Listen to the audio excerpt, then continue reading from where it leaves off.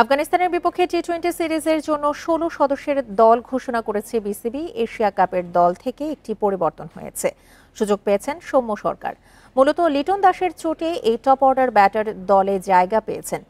Bundle থাকলে প্রতি সেনমানিতে টাকা বাঁচবে। বিকাশ সেনমানি বান্ডেল কিনে জিতুন প্রতি লেনদেনে। ২০২৪ ডিসেম্বরের সবশেষ টি-20 খেলেন সৌম্য। লিটনের অনুপস্থিতিতে নেতৃত্ব দেবেন জাকের আলী। এশিয়া কাপ চলাকালীন অনুশীলনে পাঁজরে আঘাত পান লিটন। মিস করেন ভারত ও পাকিস্তানের বিপক্ষে ম্যাচ। আপাতত দেশে ফিরে আসছেন লিটন। ২ অক্টোবর থেকে শুরু হবে আফগানিস্তানের বিপক্ষে টি-20 সিরিজ। এই সিরিজের সব ম্যাচ হবে শারজায়। টি-20-র পর আফগানদের বিপক্ষে ওয়ানডে সিরিজও আছে।